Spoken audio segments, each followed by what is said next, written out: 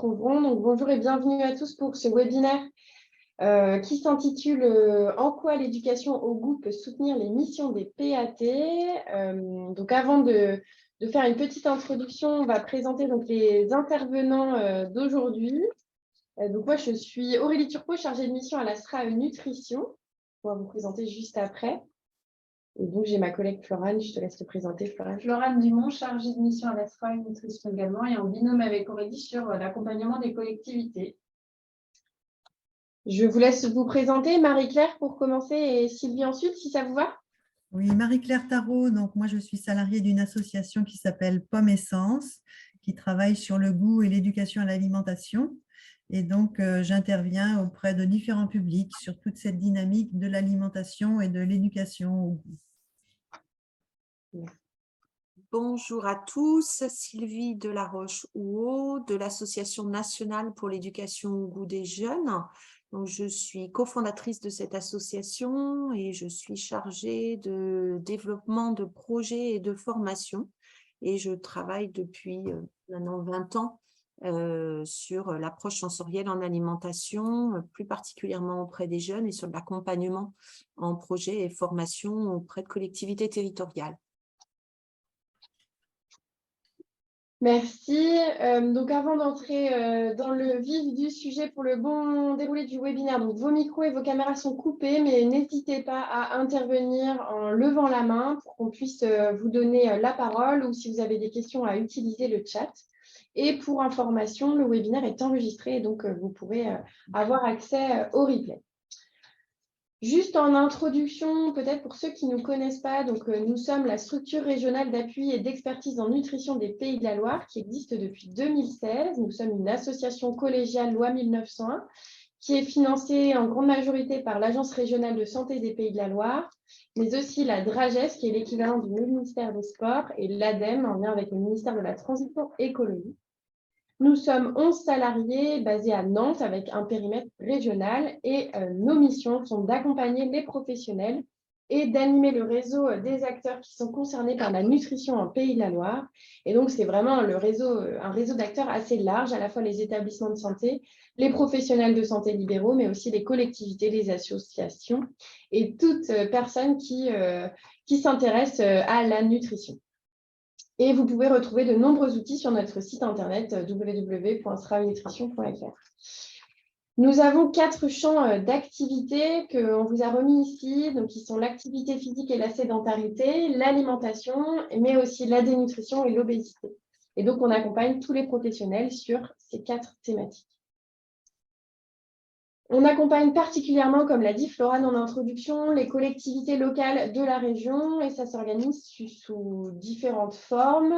Nous pouvons sensibiliser vos élus, partenaires, membres d'un COPIL ou d'un comité technique autour de l'alimentation et de l'activité physique sur un temps donné et on peut même animer des ateliers de concertation pour à la fois développer une culture commune et une interconnaissance entre acteurs d'un même territoire, mais aussi vous aider à définir des priorités d'action et réfléchir à une feuille de route autour de vos missions sur l'alimentation et l'activité physique. Et enfin, on est aussi là pour mettre en avant des exemples d'actions et de projets sur le territoire en favorisant le retour d'expérience. Et donc, on organise notamment des webinaires thématiques en fonction des différents sujets qui intéressent les collectivités. Nous n'avons pas en tant que tel, on n'intervient pas en tant que tel auprès du public ou sur un accompagnement rapproché sur une thématique. Et là, on fait vraiment le relais auprès d'autres partenaires et d'acteurs de proximité. Et donc voilà, il y a 2 thématiques évidemment qui concernent les collectivités, à la fois l'activité physique et la sédentarité et le développement des mobilités actives et aussi sur l'alimentation en lien notamment avec les projets alimentaires territoriaux et les contrats locaux de santé et tous les services finalement d'une collectivité qui sont tous acteurs en nutrition. Je vais laisser la parole maintenant à Sylvie et Marie-Claire parce que nous avions, on souhaitait organiser un webinaire sur l'éducation au goût. On a eu plusieurs PAT et plusieurs acteurs des collectivités qui se questionnaient, qui souhaitaient travailler autour de l'éducation au goût. Et donc, c'est pour ça qu'on a fait appel à Marie-Claire et Sylvie pour répondre à cette question. En quoi l'éducation au goût peut soutenir les missions des projets alimentaires territoriaux? Je vous laisse la parole. Voilà, eh bien, rebonjour à tous pour ceux qui n'étaient pas là tout à l'heure. En guise d'introduction à cette grande question, comment l'éducation au goût peut soutenir les activités des PAT, nous avons voulu, je dirais, poser la question, qu'est-ce que l'alimentation aujourd'hui, et poser un peu une photographie du contexte dans lequel on est. Et donc, vous avez une première slide qui va vous apparaître, qui est que quand on parle d'alimentation, je dirais la première chose qu'on peut regarder facilement tous ensemble, c'est l'offre alimentaire qui nous est proposée. C'est une offre alimentaire qui n'a jamais été aussi importante, voire très importante, puisque je dirais par rapport à une 20, 30 ou 50 ans, on peut manger à toute heure, on peut manger à domicile ou hors domicile. On constate qu'il y a des personnes qui ont une alimentation très centrée sur, je dirais, la production, c'est-à-dire les marchés. Et puis, on constate qu'il y a d'autres personnes qui sont plutôt, je dirais, dans des alimentations ultra transformées ou livrées à domicile. Et sans jugement, mais juste plutôt avec ce regard photographique, on constate qu'on n'a jamais eu autant de propositions d'alimentation et autant de variétés dans, je dirais, dans les aliments, plutôt dans les produits alimentaires qui nous sont proposés. Et le constat que l'on peut faire en regardant un petit peu tout cela, donc là, vous avez quelques mots qui sont placés pour voir un petit peu quelle incidence là par rapport à nous. Je dirais les mangeurs, je dirais l'alimentation aujourd'hui, ce sont donc plus des produits alimentaires que des aliments. Et je dirais une alimentation qui est en constante évolution, puisqu'il y a beaucoup de propositions et en constante évolution, mais vraiment sur les dernières années. C'est-à-dire qu'il y a 50 ou 40 ans, l'alimentation avait peu évolué et c'est vraiment aujourd'hui que ce contexte est, je dirais, dans une transformation importante. Je crois que ça, c'est le premier point important. Ce que l'on peut constater aujourd'hui, c'est que, et peut-être un petit rappel, dans les années 60, 50% de nos aliments étaient plutôt des aliments bruts, donc des aliments qui allaient être transformés à domicile. Eh bien, aujourd'hui, on est plutôt dans un rapport où les produits alimentaires qui nous sont proposés, eh bien, je dirais, constituent 90 à 95% des produits que nous consommons. Et puis, parler de produits alimentaires ou parler d'aliments, je crois que c'est quelque chose d'extrêmement important également dans notre langage et dans la conclusion que notre alimentation a beaucoup évolué. Voilà, donc j'ai voulu vous donner ensuite un exemple pour entrer dans quelque chose de plus concret avec la pomme, parce que tout le monde connaît la pomme. Je dirais, on est en plus ici dans la région du Val-de-Loire où il y a beaucoup de pommiers, d'arboriculteurs. Et donc, pour certains, parler de la pomme, c'est voir différentes variétés de pommes. Il n'y a pas que la jaune, la verte et la rouge. Il y a à peu près, je dirais, entre 3 à 4 000 variétés de pommes en France. Et puis, il y a aussi le plaisir du partage, de l'épluchage, de la cueillette. Donc, c'est pour ça que j'ai voulu vous montrer qu'on pouvait découvrir la pomme vraiment de façon très manuelle, très concrète. Et puis, quand on parle de produits alimentaires, eh bien, on se retrouve dans une toute autre proposition, puisqu'on peut décliner la pomme. Et c'est, je dirais, pour beaucoup de générations maintenant, eh bien, la pomme ne se mange peut-être plus au couteau. C'est-à-dire qu'on mange la pomme, je dirais, préparée, soit sous forme de compote, soit sous forme de jus, soit sous forme de compote à boire, soit sous forme de pommes séchées, soit sous forme… Il y a tellement de façons de consommer la pomme qu'on peut se questionner, est-ce qu'aujourd'hui, dans les produits qui nous sont proposés, dans les produits que nous consommons, je dirais, on est encore sur des produits aussi simples qu'une pomme qui est accompagnée d'un couteau, ou on est déjà sur des produits qui ont, je dirais, eu des intermédiaires. Et ça a toute une incidence parce qu'avoir des produits tels que la compote, tels que le jus, etc., eh bien, on se rend compte qu'on peut déjà avoir des produits qui sont modifiés avec des arômes, naturels ou pas, mais modifiés aussi avec des épices. Il y a plein de constructions possibles. Voilà. Donc ça, c'était, je dirais, la photographie des aliments que l'on peut nous proposer aujourd'hui à travers, je dirais, la pomme, mais pour rendre les choses plus concrètes. Et puis, on va s'intéresser à l'autre volet. S'il y a des produits alimentaires et des aliments, de l'autre côté, il y a des consommateurs. Et ce qui est important aujourd'hui de constater, sans doute de façon, je dirais, très importante, c'est que le consommateur, il est un peu perdu, il est aussi sans limite, c'est-à-dire je mange ce que je veux, quand je veux, où je veux. Et sans limite, je dirais, ce n'est pas du tout pour faire un reproche au consommateur, c'est-à-dire que si le cadre n'est pas posé, eh bien, on peut avoir envie de plein d'aliments. Et donc, on constate par exemple que l'alimentation hors domicile concerne maintenant un repas sur 5. On constate aussi que la convivialité est toujours pour certaines personnes très importante. Pour d'autres, non, on mange plutôt seul. On constate aussi qu'on est sollicité, donc on peut aller dans une alimentation qui est plus, je dirais, une alimentation grignotage, c'est-à-dire je mange un peu tout le temps, quand j'ai envie, des aliments qui me font envie. Et puis, on peut aussi constater qu'avec ces produits alimentaires qui sont éloignés des aliments, eh bien, on s'éloigne peu à peu de la source alimentaire. C'était pour moi quelque chose d'important à noter, c'est-à-dire que la source alimentaire, elle ne peut venir que de l'agriculture. Et aujourd'hui, il n'y a plus que 2% d'agriculteurs en France. Donc, on est passé des années 60 à peu près à 20%, je dirais, pour arriver à 2%. Donc, il y a beaucoup de changements, je dirais, aussi par rapport à l'agriculture, à la source de nos aliments. Quelque chose qui me semblait aussi important, c'est que même si on passe 16 années de notre vie à table, je dirais l'évolution de notre alimentation a complètement explosé. On a donc des consommateurs qui sont devenus peut-être plus inquiets et ce qu'on appelle des consommateurs plutôt orthorexiques, avec un cadre posé très exigeant sur la qualité et le type d'aliments qu'on va consommer. Et puis d'autres qui vont, je dirais, être plus dans des difficultés d'alimentation parce qu'il faut aussi regarder un peu la conséquence de tout cela. Et on se rend compte qu'il y a beaucoup de problèmes d'alimentation, de santé liés à l'alimentation.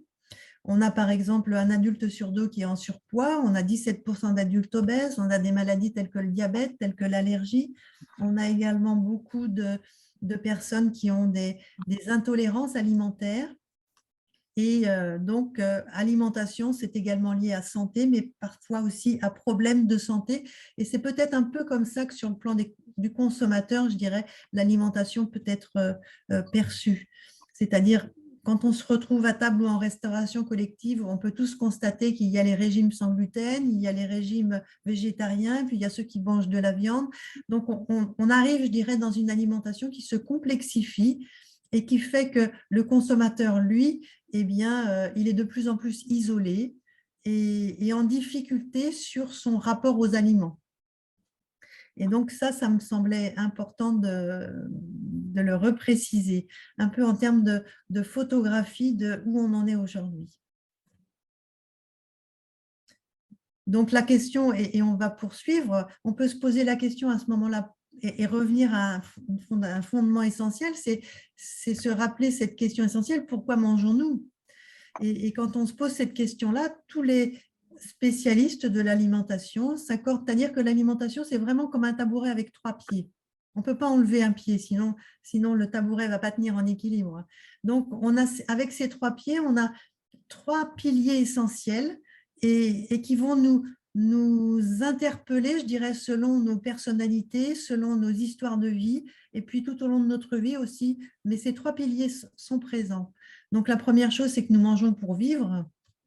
Et donc, se nourrir, c'est essentiel. Notre organisme nous le rappelle régulièrement en nous envoyant des signaux avec la sensation de faim ou la sensation de rassasiement. La question est de savoir si on est encore capable de capter ces informations.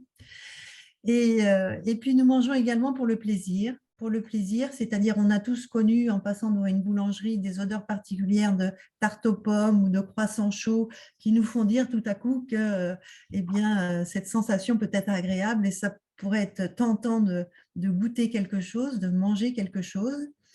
Et puis, il y a ce 3e pilier qui est également important et qui est très culturel, très français. Oui, très français. Je dirais même que dans l'ouest de la France, c'est quelque chose de très commun. Eh bien, mais dans toute la France, il ne faut quand même pas que je fasse du chauvinisme. Donc, un autre pilier important, c'est le partage, c'est-à-dire c'est manger ensemble, c'est partager les repas, soit pour les anniversaires. Moi, j'étais hier soir en conférence et je suis arrivée un quart d'heure avant la conférence et et ils étaient une dizaine attablés ensemble à manger. Pourquoi? Parce que comme il y avait une conférence avant, tous ceux qui préparaient, je dirais, ils étaient en train de manger une crème brûlée, se faire plaisir, manger ensemble avant de faire une activité qu'on va partager. Et c'est important de voir ces trois piliers parce que d'une part, ils sont directement liés à la définition de la santé de l'OMS. Donc, on a bien dans l'alimentation et dans les repas que nous allons partager, je dirais, cette notion de bien-être physique, moral et social. Et donc, c'est essentiel, je dirais, pour bien intégrer cette dynamique. Et donc, vivre pour se nourrir, je crois que c'est important de l'intégrer juste en termes d'introduction. C'est souvent, je dirais, quand il y a un enfant qui arrive à la maison ou quand il y a un problème de santé que cette variable-là est activée, même si elle devrait l'être, je dirais, depuis pour chacun d'entre nous, mais c'est une réalité. Le partage et manger ensemble, c'est quelque chose que nous maîtrisons, que nous vivons au quotidien et qu'il nous faut garder. Mais je dirais, j'espère encore que chacun peut l'activer de son côté.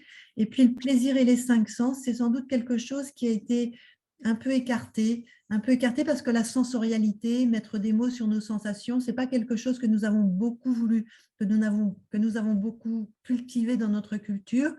Il faut se rappeler quand même que nous sortons d'une période où on nous a souvent demandé de finir notre assiette, mais on nous a rarement demandé ce qu'on en pensait. Et donc, aujourd'hui, je dirais, quand on travaille sur le goût et la pédagogie du goût, dans ce que va vous présenter Sylvie, avec lequel je travaille régulièrement, eh bien, on sent que le goût et la pédagogie du goût sont vraiment des fondamentaux qui, dans la dynamique de l'alimentation, peuvent être fondamentalement importants. Donc, voilà.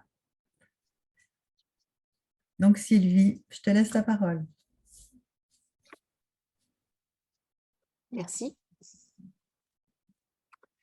Alors, j'ai voulu, donc on a voulu vous, déjà dans un premier temps, faire un point sur ce qu'était l'éducation au goût, puisqu'il y a pas mal de terminologies qui sont utilisées sur ce mot éducation, éducation au goût, éducation à l'alimentation, éducation à l'alimentation et au goût, éducation alimentaire. Bref, donc quand on regarde un peu plus précisément en fait comment on définit l'éducation au goût telle que on l'a défini à l'Association nationale pour l'éducation au goût, c'est vraiment un ensemble de processus éducatifs qui mettent en œuvre des pratiques pédagogiques qui reposent sur l'acte alimentaire dans son ensemble et qui donc, dans lequel on va retrouver les 3 piliers du tabouret ou les 3 pieds du tabouret présentés par Marie-Claire et dedans, dans ces processus éducatifs, il y a vraiment l'interaction entre les aliments et les mangeurs qui sont sensibles puisqu'ils s'approprient aussi l'alimentation par le biais de leurs 5 sens. Donc, ces pratiques pédagogiques, elles cherchent tout à développer la sensorialité chez le mangeur dans un objectif d'entretenir la curiosité et le plaisir de l'alimentation dans son alimentation comme un axe fort pour mobiliser des changements de comportement. Et donc, quand on regarde toutes ces pratiques de l'éducation au goût, finalement, elles se trouvent à l'intersection d'un triangle qui est l'aliment, le mangeur et tout l'environnement du mangeur.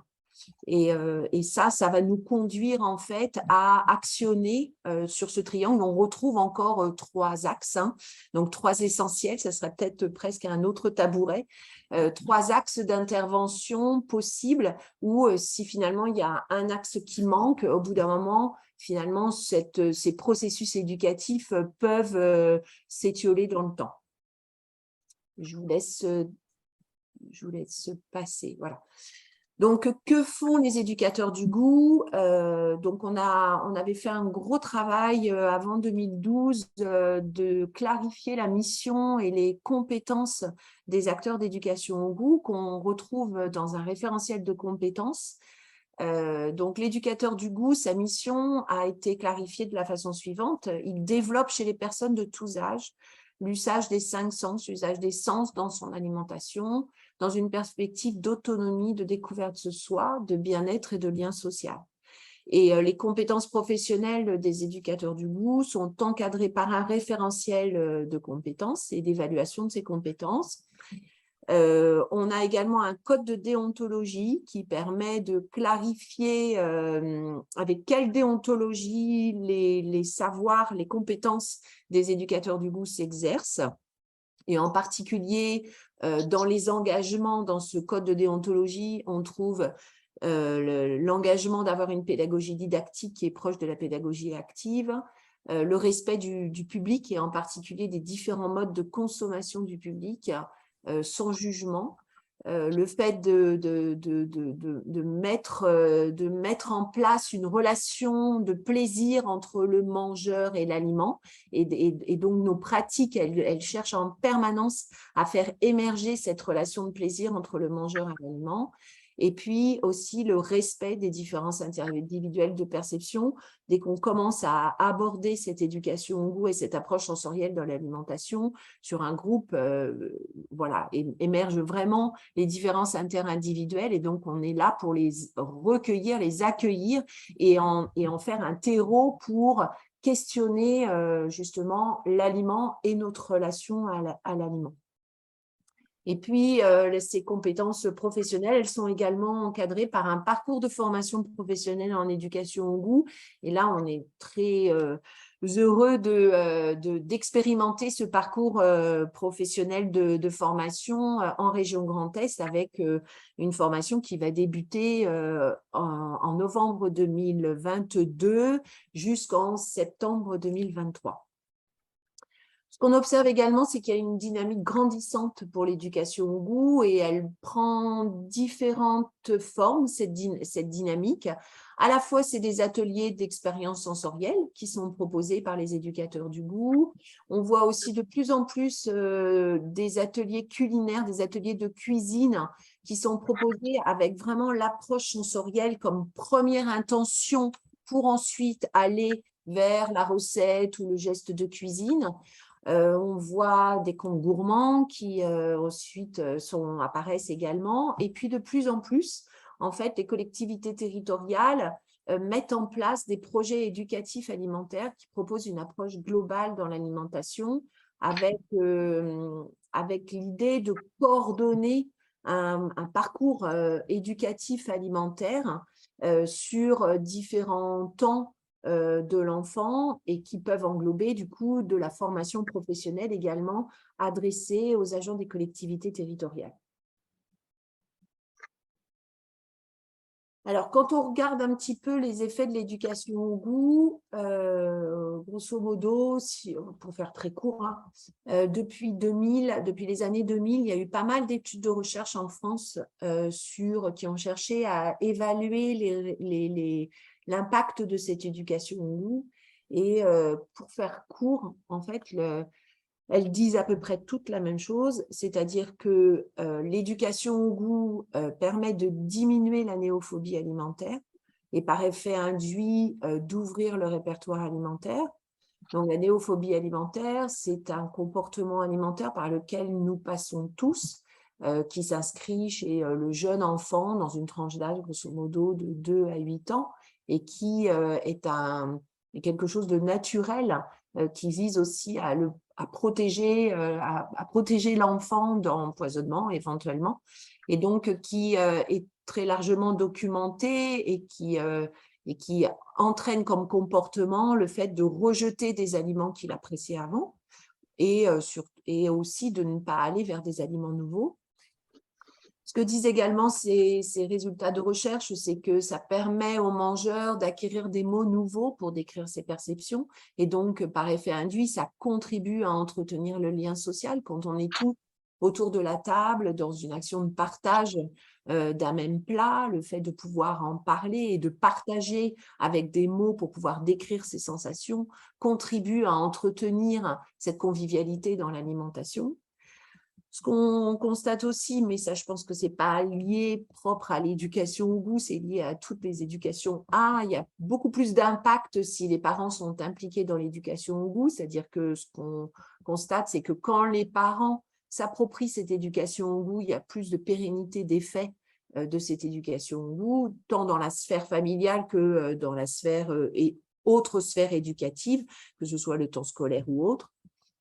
Et puis, le mangeur peut aller sur des choix d'aliments de meilleure qualité nutritionnelle pour les enfants qui associent le plus l'alimentation au plaisir. Donc ça, c'est une dernière étude qui a été faite par l'INRAE qui est très intéressante et qui permet de documenter le fait que d'entretenir le plaisir dans l'alimentation, en fait, ça a un effet induit un peu naturel sur une meilleure qualité nutritionnelle des aliments choisis par les enfants.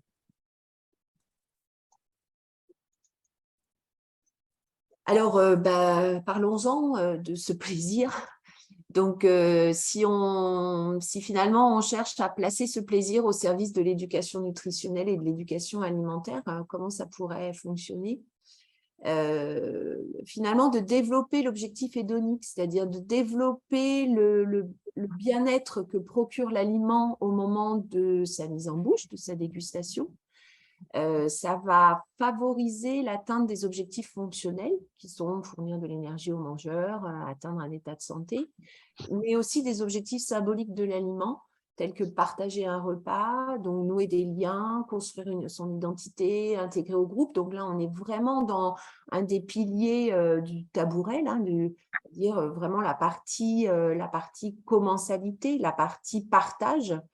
Et c'est ça qu'on travaille vraiment dans l'éducation au goût, c'est-à-dire cette place du plaisir et la place de l'aliment en tant qu'objet symbolique dans l'acte alimentaire.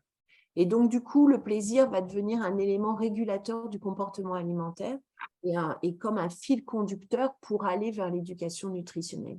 Ça veut dire quoi? Ça veut dire que dans nos interventions, on part toujours de la sensorialité de l'aliment et comment cette sensorialité, elle est perçue par le mangeur et ce mangeur inscrit dans un groupe social. Et à partir de ce moment-là, sur la base de toute leur perception, à ce moment-là, on va être en capacité d'aller construire avec le groupe et d'aller transmettre également au groupe des connaissances qui peuvent aller sur l'éducation alimentaire, sur l'éducation nutritionnelle. Donc finalement, l'éducation au goût et à l'alimentation, elle devient une éducation qui, comme le disaient Claude Fischler et Estelle Masson, dans un livre là qu'ils ont coécrit, qui s'appelle « Manger français, européen, américain face à l'alimentation », ça devient une éducation qui cultive des attitudes positives vis-à-vis des aliments et des repas, incluant non seulement les caractéristiques nutritionnelles des produits, mais aussi et peut-être surtout leur vertu gustative et culinaire dans un contexte commensal et convivial. Et ça, c'est vraiment notre, notre base quand on travaille en éducation au goût. Je vous laisse. Donc, on voulait, je dirais, pour expliquer un peu plus peut-être les conséquences concrètes d'une action qui pourrait être en lien avec l'éducation au goût et avec cette approche globale qui intègre aussi le faire ensemble. J'ai voulu reprendre un exemple qui a été fait sur Nantes. Nantes a mis en place dans les années 2020 un programme qui est lié, je dirais, vraiment à ce confinement que nous avons connu tous ensemble, qui s'appelle Nantes Paysage Nourricier. Et pour expliquer succinctement, c'est-à-dire que dans tous les parterres et dans tous les espaces de la ville qui sont plutôt des espaces publics, eh bien, il y a eu la volonté des jardiniers nantais de cultiver des légumes pour peut-être permettre à des personnes qui sont un peu éloignées du jardin, un peu éloigné de la production, de reprendre contact sur le plan des 5 sens et déjà avec le sens visuel très important et de créer des liens entre trois points importants, c'est-à-dire il y a donc des personnes qui peuvent cultiver, il y a des personnes qui peuvent récolter, et il y a des personnes qui ont des besoins alimentaires et donc ce programme s'appelle Du jardin à l'assiette avec association avec certains groupes scolaires et puis la ville de Nantes. Voilà. Et donc, sur ces 23 sites, eh bien, il y a eu donc beaucoup d'activités. Là, on voit des photos avec du paillage, on voit des personnes qui sont en train de préparer des petits pots de plants pour pouvoir les mettre après dans les parterres. Donc, tout ça, si on se promène dans Nantes, c'était assez visible et assez curieux. Je dirais que ça a même suscité un intérêt de la part des touristes et de la part des différentes personnes qui constataient, je dirais, et qui pouvaient voir les courgettes pousser en plein milieu d'un parterre, quoi, des choses comme ça. Donc ça, je crois que c'est la première chose. On va voir la slide suivante pour expliquer un petit peu où on en est. Et puis, se sont posées des questions très concrètes, puisque une fois que les légumes poussent, et bien après, la question, ça a été de qu'est-ce qu'on fait des légumes, à qui vont-ils être distribués, qui va les distribuer. Le choix a été fait de travailler avec des associations, je dirais, qui interviennent auprès de publics précaires, et donc de privilégier la distribution de ces aliments pour un public cible. Donc, il a fallu se mettre d'accord se mettre d'accord entre les différents partenaires. Et on a constaté, je dirais, que c'était une occasion aussi pour voir quel est le comportement je dirais des publics, des différents publics par rapport à ces aliments qui sont distribués. Et je me rappelle avoir rencontré, moi, dans le cadre d'ateliers sur la présentation de qu'est-ce que le goût auprès d'un public cible dans un quartier de Nantes, et bien de discuter courgettes avec 2 personnes d'un certain âge. Et une dame me disait, on m'a proposé des courgettes avec Nantes paysage nourricier, mais je n'ai pas pris les courgettes parce que je ne suis pas sûre de pouvoir aimer cela. Et donc, la personne qui distribuait les courgettes était déçue que l'autre personne en face ne veuille pas des courgettes proposées. Et je lui dis, ben là, ça va être l'occasion de goûter des courgettes puisque je vous ai apporté des courgettes sous plein de formes. Et cette dame, en conclusion, me disait, c'est dommage parce que, en fait, je me rends compte que la courgette, on peut même la manger crue. Je n'avais même pas la cuisiner. Mais vous savez, comme je ne connais pas, je n'ai pas osé. Et je pense que le temps fort de Nantes Paysage Nourricier, c'est vraiment d'avoir mis en place différents partenaires et de constater, dans un premier temps, le comportement des mangeurs face à des aliments qui sont des aliments bruts, qui ne sont pas des aliments préparés, qui sont des aliments avec lesquels il va falloir reprendre contact. Et donc, les questions qui ont émergé après toutes ces cultures de blé, de tomates, d'aubergines, de choux, c'était comment faire aimer les légumes à des personnes qui ont peut-être déjà pris beaucoup de distance avec ces aliments-là, des légumes qui ne sont pas toujours non plus très beaux, qui peuvent être un peu abîmés, etc. Comment favoriser les liens, c'est-à-dire comment faire que le mangeur puisse accepter cette courgette et puis la préparer, et puis comment accueillir ce public avec tous les respects qu'on peut avoir pour un public qui a peut-être des difficultés à aller vers les aliments et à oser dire peut-être que je ne sais pas cuisiner, je ne sais pas quoi faire avec ces aliments-là. Donc, l'approche autour des aliments et la relation mangeur, je dirais aliment, a évolué. Donc, dans la slide qui suit, eh bien, on peut constater qu'il y a eu une demande de la part de ces participants, de ces cultivateurs, de ces distributeurs d'aliments, d'avoir une formation sur comment on peut faire et comment on peut intégrer l'approche sensorielle à cette réalité que nous vivons, nous, en contact avec les mangeurs. Je les appelle comme ça pour qu'on soit bien au clair.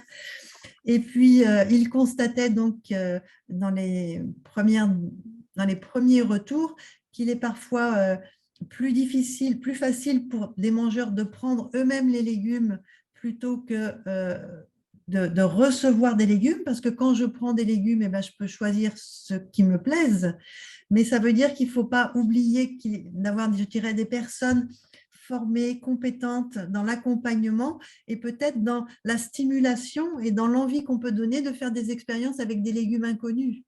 Donc, les 2 demi-journées que nous avons mis en place avec ce personnel qui encadre ces cueillettes et ces récoltes, eh bien, c'était aussi de questionner leur rapport à l'alimentation et comment on fait pour accompagner des personnes jusqu'à même avoir leur retour, leurs recettes pour être sur un vrai partage, et le partage dont parlait Sylvie tout à l'heure. Donc, on est à la fois sur faire goûter, on est à la fois sur donner envie de faire des expériences, on est à la fois sur d'où viennent ces aliments, donc de stimuler l'envie d'aller voir où est-ce qu'ils poussent, en fait, d'où ils viennent, qui les a fait pousser, peut-être même de rencontrer le jardinier.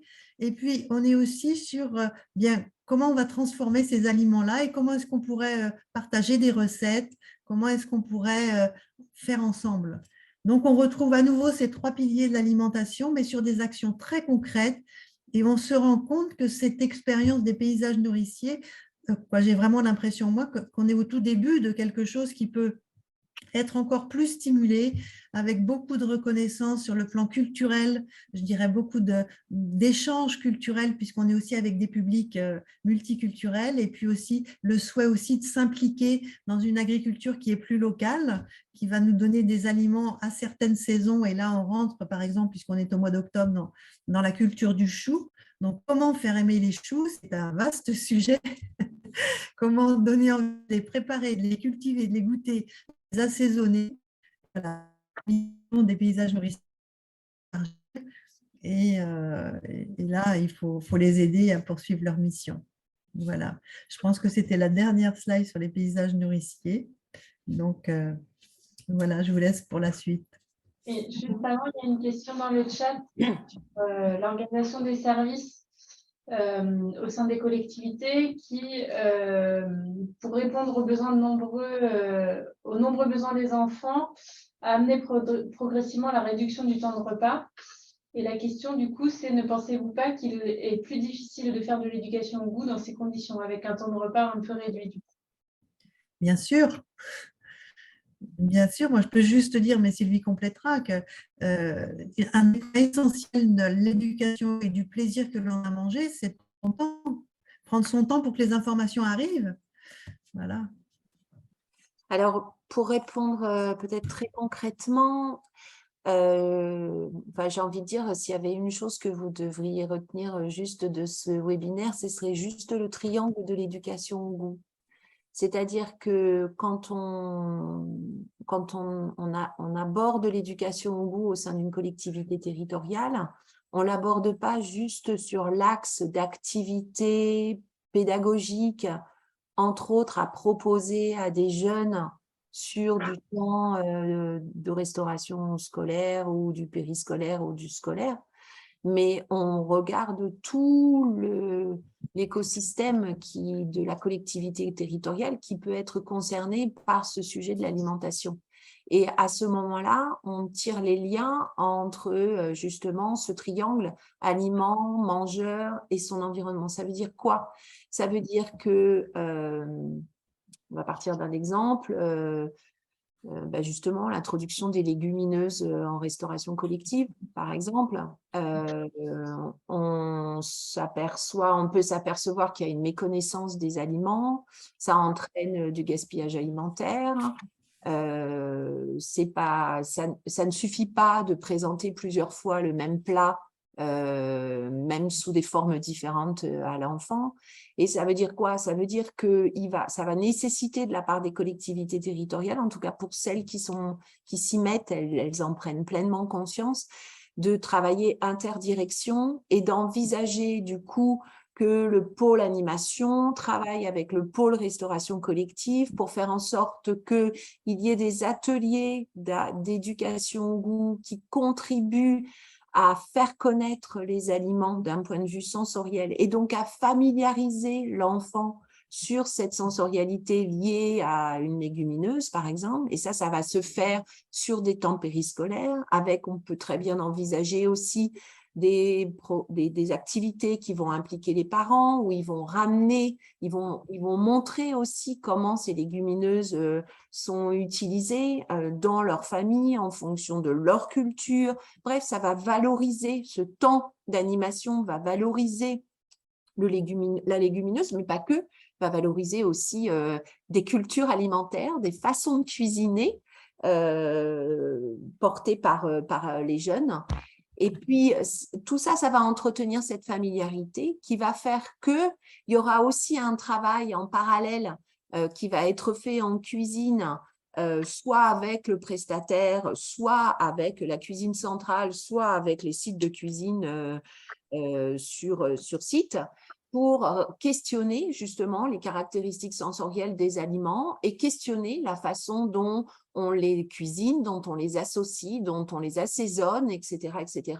Ensuite, questionner la façon dont on les présente aux jeunes convives, comment on en parle. Est-ce qu'on en parle sous l'angle c'est bon pour la santé? Est-ce qu'on en parle, ça va te faire courir plus vite? Est-ce qu'on en parle sous l'angle plaisir? Et puis, du coup, comme on aura entraîné cette familiarité du jeune, eh ben, on fait le pari, en tout cas pour les collectivités, ce pari est plutôt gagné. On fait le pari qu'il y aura donc une familiarité et que du coup, il y aura une meilleure appréciation de ce contenu de l'assiette sur le temps de la restauration collective. Et tout ça, effectivement, ça demande un travail interdirection. Et la majorité du temps, les directions que l'on voit et qui travaillent ensemble, c'est les directions éducation avec la direction restauration collective. Merci. J'espère avoir répondu clairement, Frédéric, à votre question.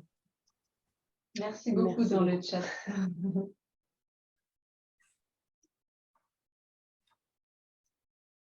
Pour le moment, il n'y a pas d'autres questions. Donc, si certains ont d'autres questions, vous pouvez continuer à les mettre dans le chat et puis on va poursuivre la présentation. On peut poursuivre la présentation. Alors, je vous propose d'aborder cette fois-ci comment, alors plus spécifiquement sur les pâtes, comment cette éducation au goût, justement, peut venir soutenir les activités des pâtes. Alors, sachant que, voilà, il y a pas mal de pâtes qui sont portées par des collectivités territoriales ou des communautés d'agglomération. Donc, du coup, on retrouvera un petit peu toute cette dynamique dont on a parlé là à l'instant.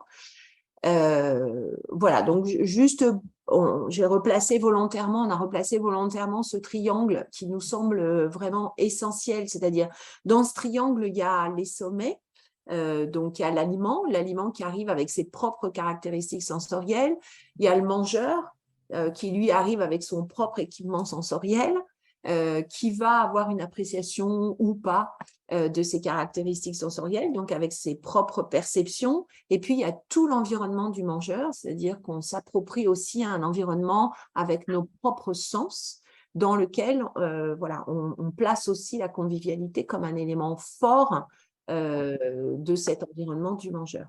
Et tout ça, en fait, interagit dans ces flèches-là roses bidirectionnelles qui permet du coup au mangeur de repartir avec vraiment une réponse hédonique du temps qui vient de passer, où il a apprécié ou pas l'aliment. Je vous propose de… Voilà. Donc, à ce jour, l'éducation au goût, elle existe déjà dans les collectivités. Enfin, il y a ça aussi. C'est-à-dire que très souvent, quand une collectivité vient à la neige, elle nous dit on veut mettre de l'éducation au goût. Mais en fait, si on regarde l'éducation au goût dans cette intersection dans cette intersection au sein du triangle là, en fait, les agents, ils font déjà pas mal de choses en éducation au goût. Et le rôle des éducateurs du goût, ça va vraiment être d'organiser ce qui est déjà fait, de l'appuyer sur l'échange, le faire ensemble, la convivialité, qui deviennent du coup des ingrédients essentiels à sa réussite. Alors, l'échange, le faire ensemble, la convivialité, ce n'est pas uniquement sur le temps de la restauration collective, c'est-à-dire ça va être du coup sur l'ensemble des temps éducatifs qui sont portés par l'ensemble des éducateurs. Donc, côté mangeur, ça va se concrétiser, on l'a vu par des ateliers sensoriels, par des petits ateliers culinaires quand c'est possible, par, pourquoi pas, des contes gourmands, par des visites de ferme, de métiers de bouche, etc. Donc, on va aussi s'appuyer sur tout l'environnement qu'il y a au sein de la collectivité. Et il y a des métiers de bouche, il y a peut-être des fermes à proximité qui vont contribuer à voilà, entretenir cette familiarité entre le mangeur et l'aliment pour contribuer à développer sa curiosité et surtout le plaisir de manger chez le mangeur, y compris le professionnel. Côté aliments, on va passer par vraiment de la formation qui vise la formation auprès des professionnels, mais aussi de la formation auprès, enfin l'animation auprès des jeunes, pour que chacun puisse s'approprier les caractéristiques sensorielles des aliments. Et tout ça va contribuer aussi, va outiller en fait le professionnel, les agents de collectivité à valoriser ces caractéristiques auprès du mangeur dans un discours sensoriel pour contribuer justement à développer cette appétence auprès du jeune. Et puis, côté environnement du mangeur, c'est toutes les actions de former et accompagner les professionnels, hein, puisque ça demande de développer des compétences pour favoriser la découverte des aliments, favoriser le plaisir de manger, favoriser la convivialité chez le jeune, lui permettre de comprendre aussi l'évolution du comportement alimentaire et avant même cette évolution, comment le comportement alimentaire de chacun se construit au fil du temps. On va également amener à construire ce fameux projet éducatif alimentaire avec les professionnels en prenant soin déjà de ce qu'ils font, et ils font déjà beaucoup de choses, et en prenant soin de tout l'existant, tant en interne au niveau de la collectivité, mais aussi de l'ensemble des partenaires déjà avec qui ils travaillent, puisqu'ils travaillent peut-être déjà avec des associations qui font déjà de l'éducation alimentaire ou de l'éducation nutritionnelle, et donc de réfléchir avec eux comment on peut continuer à faire cette éducation alimentaire et cette éducation nutritionnelle, mais avec la porte d'entrée sensorialité pour aller vers ces autres éducations. Donc, on va du coup être amené à recenser les partenaires qui peuvent proposer des actions côté mangeur. Et puis, comme on est amené à travailler ce partage, se faire ensemble, cette convivialité qui ne se porte pas uniquement sur le temps de l'assiette, mais qui se porte aussi sur tous nos temps de travaux ensemble, ça veut dire qu'il va falloir qu'on se mette d'accord sur une vision commune, sur des valeurs aussi qui vont venir appuyer cette vision commune et la partager, cette vision.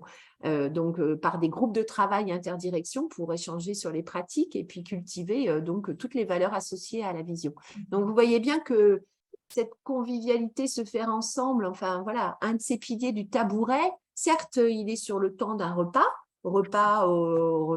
temps de restauration collective, mais repas aussi en famille, mais pas que, quoi. Il est aussi incarné dans la façon dont on va être amené à travailler ensemble au sein de ce projet éducatif alimentaire.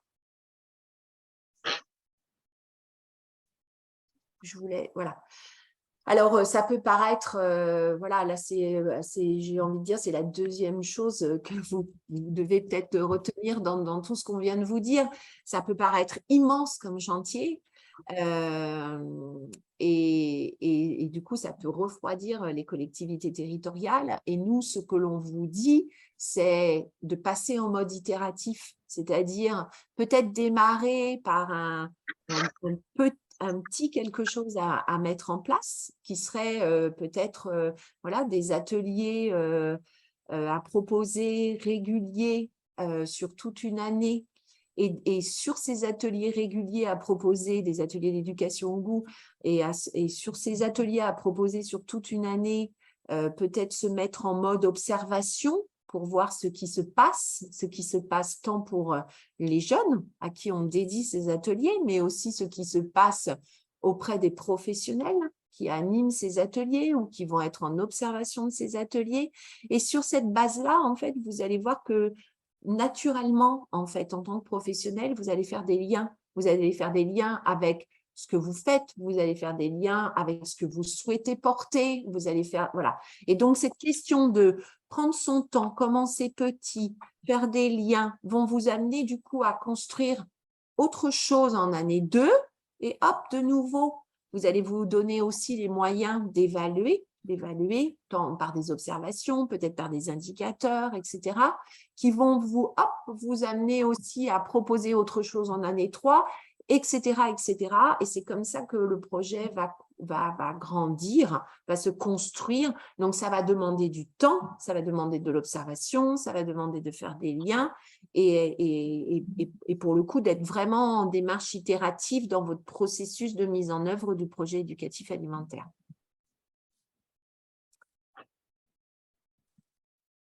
Alors, pour vous outiller dans tout ça, nous, ce qu'on voulait vous proposer, c'est vous présenter là aujourd'hui, c'est des résultats intermédiaires d'un projet que l'on porte à la neige, qui s'appelle le projet EGAPAT, c'est-à-dire c'est l'éducation au goût au sein des pâtes et outiller les PAT dans la mise en œuvre de projets d'éducation au goût. Donc EGAPAT, c'est un projet que l'on coporte avec Terres en Ville. Donc Terres en Ville, c'est le porteur du réseau national des projets alimentaires territoriaux. Donc c'est un projet qui a été labellisé PNA avec des financements PNA 2019, des financements nationaux PNA 2019, et dont les objectifs stratégiques, c'est vraiment de permettre aux habitants d'aller vers une alimentation favorable à la santé, accessible à tous et de proximité au sein des PAT, et d'introduire des aliments de proximité ou sous signe de qualité dans le panier de l'habitant et en restauration collective. Donc ça, c'est les objectifs stratégiques, et pour ce faire, avec un cadre institutionnel aussi qui est très favorisant, puisque vous avez le Programme national alimentation, vous avez le PNNS, vous avez le PNAN, le Programme national alimentation de la nutrition, qui fait le lien entre les deux, et puis la loi Egalim, et tout ce contexte institutionnel en fait favorise la mise en œuvre de ces objectifs stratégiques. Donc, en termes d'objectifs opérationnels, pour faire court, c'était vraiment d'aller scruter, d'observer et d'évaluer les actions et les outils d'éducation au goût et à l'alimentation qui sont utilisés déjà dans les PAT. On partait vraiment de ce constat qu'on avait déjà des membres à la neige qui s'adressaient à des PAT dans des choses très, très opérationnelles, en lien avec l'éducation au goût, et que pour ce faire, soit ils utilisaient des outils d'éducation au goût, soit ils mettaient en œuvre des actions d'éducation au goût. Et donc, nous, on a voulu observer tout ça et recueillir les évaluations qu'ils faisaient et les organiser, ces évaluations. Et donc, du coup, derrière, se dire, l'idée, c'est une fois qu'on a observé, qu'on a organisé, c'est de se dire, toute cette organisation, en faire bénéficier aux autres PAT, de manière à ce qu'ils puissent pas repartir d'une page blanche, mais des choses sur lesquelles ils puissent s'appuyer et qui sont déjà très opérationnelles. Donc, en termes d'action, on était sur un projet où il y avait toute une action de consolidation des pratiques et des outils et de pouvoir mettre tout ça dans un mode opératoire. Ensuite, de se dire, voilà, nous, on s'est adressé à des PAT, donc vous les avez sur la droite du diaporama. On s'est adressé à des PAT majoritairement PAT Hauts-de-France et PAT du Pays de l'Orient en Bretagne. Voilà, on s'est appuyé sur des membres de l'association, dont vous avez la liste là, que ce soit Éveil au goût, l'Atelier du placard, les Sources du goût, Pomme Essence. On s'est appuyé également sur le ministère de l'Agriculture. Et on s'est dit, une fois qu'on aura consolidé tout ça, ça nous intéresserait de voir si ça fonctionne pour des PAT qui partent d'une page blanche ou semi-blanche. Donc, du coup, il y a 2 PAT qui sont rentrés dans la barque des GAPAT. C'est le PAT du Grand Poitiers et plus spécifiquement la ville de Poitiers qui va être un peu un chef de file là pour le Grand Poitiers avec sa direction de restauration collective où là, ils se disent, nous, on fait plein de choses à droite, à gauche, mais là, on arrive à un moment là où il faut qu'on organise tout ça.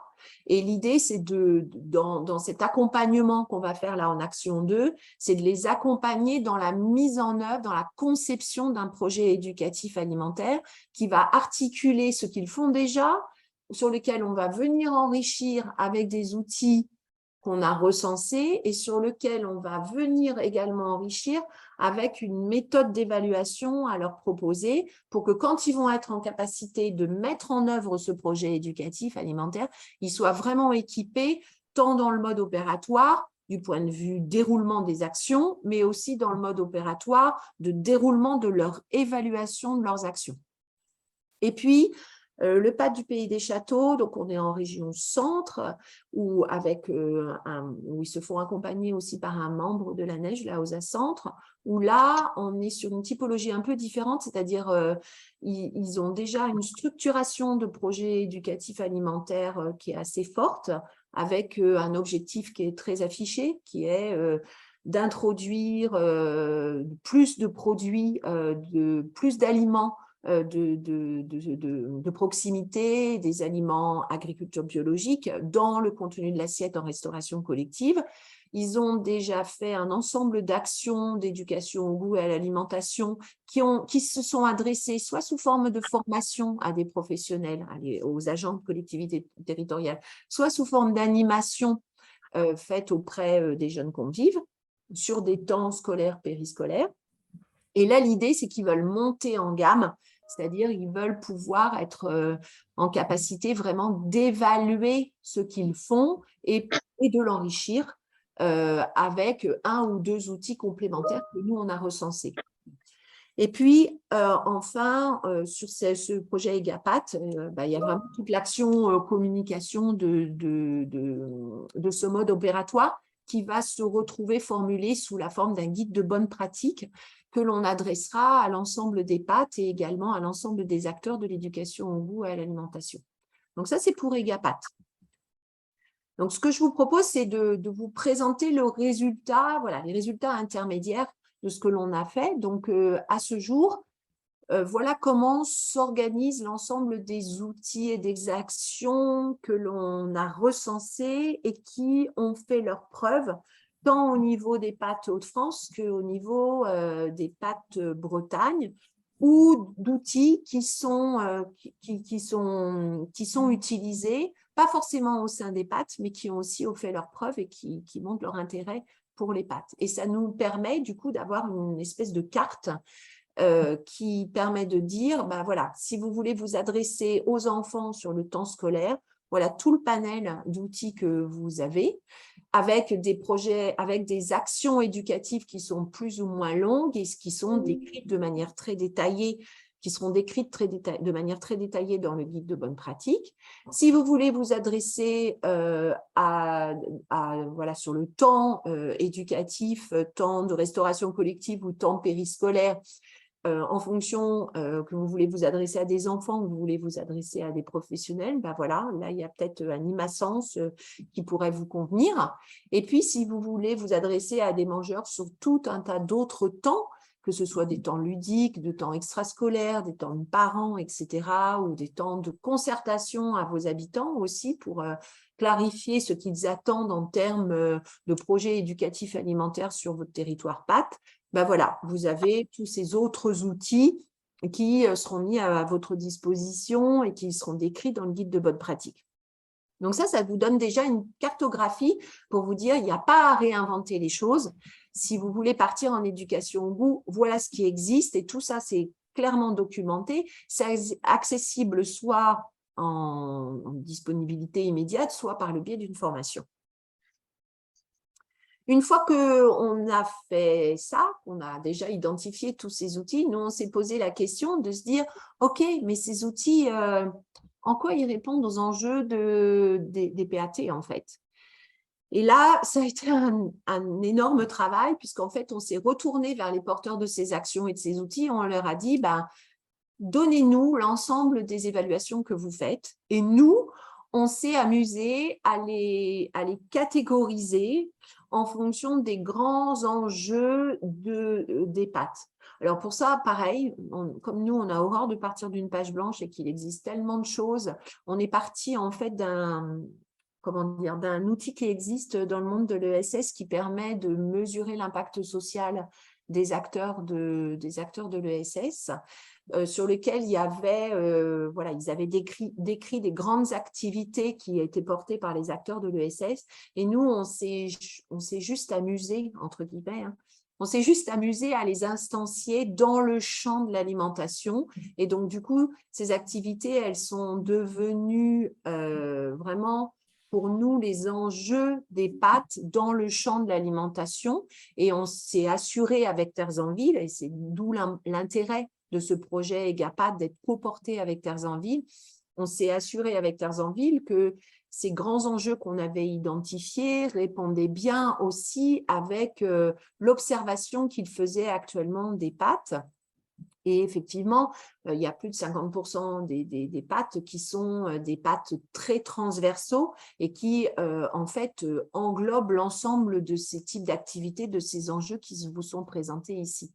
Et donc, dans les enjeux que l'on a identifiés, il y a former, éduquer, sensibiliser à l'alimentation qui devient quasiment naturel quand on parle, quand on nomme éducation au goût.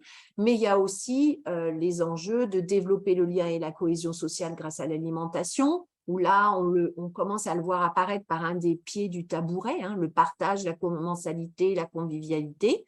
Il y a aussi tout ce qui est développé et partagé pour tous, les cultures alimentaires et les plaisirs liés à l'alimentation. On en a beaucoup parlé de la place de la culture, du plaisir et comment elle contribue à créer ce lien et cette cohésion sociale grâce à l'alimentation. Il y a tout ce qui touche à produire et transformer et consommer durablement, qui peut paraître un petit peu plus éloigné, mais en fait, on y vient assez naturellement en fait quand on commence à aborder l'éducation au goût dans cette intersection du triangle aliments, groupe de mangeurs, mangeurs.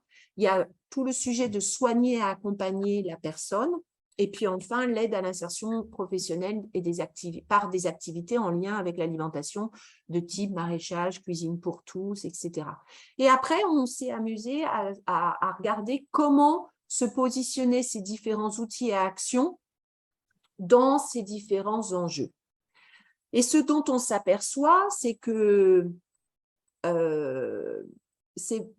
comment dire, on voit que, par exemple, plus on s'éloigne, entre guillemets, de l'idée commune qu'on se fait de l'éducation au goût, c'est-à-dire soigner, accompagner la personne, aider à l'insertion professionnelle, on peut se dire en quoi l'éducation au goût y répond. Donc, effectivement, ça questionne aussi les porteurs et les outils. Ça veut dire que ils n'ont pas d'indicateurs ou des critères. Et du coup, nous, notre travail, c'est de leur dire, vous faites des choses sur ces sujets-là et maintenant, il va falloir aller travailler des critères et des indicateurs pour voir en quoi, en fait, votre travail contribue, entre autres, à soigner, accompagner la personne ou à favoriser à l'insertion socio-professionnelle. Donc ça, c'est un résultat intermédiaire. Une fois qu'on a eu fait ça, dans tout ce qu'on avait collecté en termes d'évaluation, il fallait organiser tout ça. Hein. Et donc, cette organisation nous a amené à poser cette photographie-là, qui est vraiment le résultat intermédiaire, à savoir, grosso modo, quand on regarde tous les critères et les indicateurs qui sont manipulés par les porteurs d'outils et d'actions, on s'aperçoit que grosso modo, on peut catégoriser ces critères et ces indicateurs selon 3 dimensions et qui sont éminemment liées du coup à ce que portent aussi les PAT. Il y a une première dimension qui est la dimension réalisation de l'action, l'outil, qui sont des indicateurs qui du coup sont plus centrés côté animateur et qui questionnent le process mis en place, la façon dont on va réaliser l'action l'outil. Il y a des indicateurs et des indicateurs qui sont plus liés à toute la dimension pédagogique qui pour nous est un fondamental à la neige. C'est-à-dire que vous vous souvenez que dans les engagements des éducateurs du goût en termes de déontologie, de pratique, il y avait la pédagogie apportée qui est proche de cette pédagogie active et du coup, on voit poindre des indicateurs qui sont très, très sur la dimension pédagogie. Et là, c'est du coup comment donc ces indicateurs, ils sont très centrés usagers sur l'éducation au goût et ça répond à comment on adresse des animations d'éducation au goût avec la pédagogie attendue auprès de l'usager. Et puis, il y a toute la dimension prise en compte du territoire. Et là, du coup, on est très proche des problématiques, enfin des enjeux du PAT aussi. Et là, on voit poindre des indicateurs et des indicateurs qui s'adressent aux citoyens et donc très en lien avec le PAT. Et puis après, on retrouve communément admis dans les évaluations, c'est-à-dire que pour chacune des dimensions, on va évaluer le processus, on va évaluer le résultat et on va évaluer l'impact. Donc, le processus, la façon dont on s'y prend, le résultat, l'atteinte des objectifs pédagogiques et l'impact, l'atteinte des objectifs pédagogiques à un temps plus long qu'à la fin immédiate de l'activité.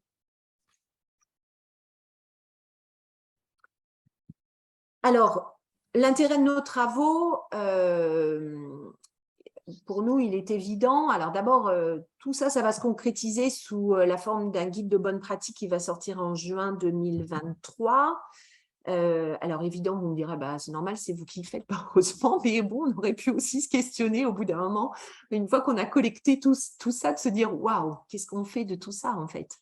Bah, pour nous, c'est d'abord une capitalisation de l'évaluation sur des actions et outils qui ont fait leurs preuves, c'est-à-dire qu'il y a très très peu de choses qui existent en termes d'évaluation aujourd'hui et surtout de restitution de cette évaluation de manière à en faire un outil très opérationnel pour engager le process d'évaluation dans les projets alimentaires territoriaux. Pour les pâtes, c'est vraiment, enfin nous, on va œuvrer pour que ce guide de bonne pratique devienne un outil pour proposer aux pâtes aussi des marges de progression pour placer l'éducation au goût dans les différents types d'activités qui partent, dans les différents enjeux que les pâtes portent. Et puis enfin, cette fois-ci pour les concepteurs d'actions d'outils ou les futurs concepteurs d'outils, c'est vraiment d'avoir un outil d'évaluation pour se questionner sur les résultats obtenus par enjeu d'activité. Parce qu'à ce jour, ce n'est pas parce qu'ils n'ont pas de critères et indicateurs qu'ils n'ont pas de résultats ou d'impact. Et donc, du coup, c'est de se dire, est-ce que définitivement, on n'est pas sur tel enjeu du PAT ou est-ce qu'on est sur tel enjeu et on va travailler collectivement à trouver un critère et un indicateur. Voilà. Donc, tout ce travail-là vous sera restitué dans le cadre du guide de bonne pratique qui sortira en juin 2023 avec une lecture aussi des institutionnels qui portent les politiques publiques, tant au niveau du ministère de l'Agriculture, mais aussi de ses partenaires que sont le ministère de l'Éducation nationale et le ministère de la Santé. Voilà, et si vous en souhaitez plus, enfin si vous souhaitez nous interroger, je vous invite à nous envoyer un mail à contact.ega.pat@gmail.com où on pourra vous en dire un petit peu plus, ou si vous voulez suivre l'actualité aussi, on pourrait vous inclure dans nos diffusions d'actualité sur ce sujet-là.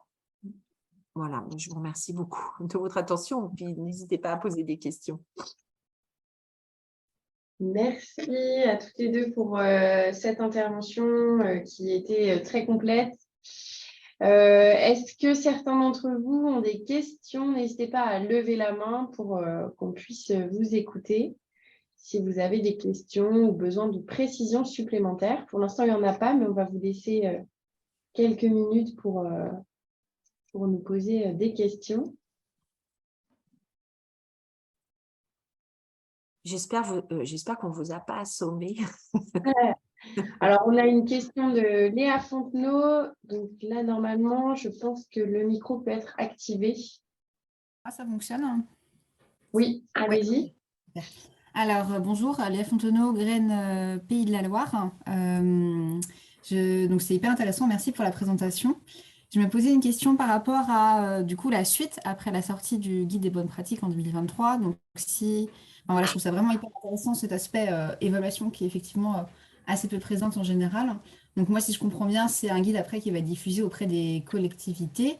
Est-ce qu'on peut imaginer qu'il puisse aussi avoir des formations pour permettre aux acteurs de l'éducation à l'alimentation, parce qu'il y en a beaucoup en Pays de la Loire aussi, de pouvoir être formés à cette démarche d'évaluation pour qu'ils puissent se l'approprier de leur côté. Parce qu'une question qui revient souvent, c'est, nous, on fait des actions d'éducation à l'alimentation, parfois dans des PAT, mais on se demande si ça a vraiment un impact, parce que, des fois, ça va être que des animations one-shot, parce qu'en fait, on n'a pas le temps, on ne prend pas le temps d'avoir un suivi derrière, que ce soit nous ou la collectivité.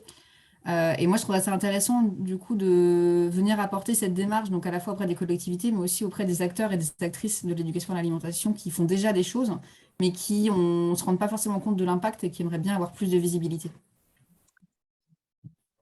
Alors, dans le cadre des GAPAT, je ne sais pas si vous vous souvenez, sur l'action 2, là, avec le PAT du Pays des Châteaux et le PAT du Grand Poitiers, en fait, on est passé par une formation, c'est-à-dire qu'on les a formés à la fois pour présenter nos résultats, mais pas que, sur ce sujet de l'évaluation et du process d'évaluation. Et donc, on a défini une formation dans le cadre des GAPAT et on est en train de questionner les modalités de diffusion de cette formation. Et ce qu'on souhaiterait, c'est de faire des liens aussi avec le CNFPT, qui est un peu l'organisme naturel de formation des collectivités territoriales. Et sachant que voilà, cette formation, elle a aussi été possible parce qu'à un moment donné, le CNFPT, en région centre en tout cas, a permis aux collectivités territoriales qui étaient embarquées dans EGAPAT de bénéficier d'une formation qu'ils ont dans leur catalogue de formation sur l'éducation au goût. Et les deux complétés, c'est-à-dire la formation qu'ils ont initialement dans leur catalogue de formation, le CNFPT, et la formation EGAPAT, c'est un ensemble qui a permis de vraiment sécuriser tant les agents que les directions concernées dans les collectivités territoriales pour aborder cet accompagnement qu'on allait faire, qu'on va faire là, puisque ça démarre à partir de maintenant, jusqu'à avec le bilan à juin 2023. Donc oui, la question de la formation est aussi centrale et fait partie intégrante d'EGAPAT. Et donc, en juin 2023, quand sortira le guide de bonne pratique, on aura également discuté de la diffusion de cette formation, soit dans son format initial d'une journée, soit en complément avec la formation CNFPT, et se poser la question aussi de savoir si le CNFPT peut porter ce type de formation. Oui, parce que là, en l'occurrence, moi, tel que je me l'imaginais, comme vous dites là, donc les formations, elles ont été pensées pour les collectivités. Mais par exemple, des associations qui font des actions d'éducation au goût, elles ne pourront pas avoir une formation avec le CNFPT parce qu'elles ne sont pas fonctionnaires. Est-ce que, du coup, pour vous, ça vous semble envisageable d'avoir cette formation à côté pour ces types d'acteurs? Oui, on est obligé de penser, puisqu'on s'adresse à tellement de profils différents, que ce soit côté collectivité territoriale, ou que ce soit association, ou que ce soit site de territoire, ou que ce soit petites micro-entreprises qui font aussi voilà, des actions d'éducation au goût et à l'alimentation. Ça veut dire qu'il va falloir qu'on s'adresse aussi à eux et que l'on propose du coup une offre de formation qui ne passe pas uniquement par le CNFPT. Donc, le comité de pilotage, en tout cas, est complètement mobilisé sur ce sujet-là et ça sera une solution apportée, en tout cas, à l'issue de ce projet EGAPAT. Ok, merci beaucoup pour la réponse.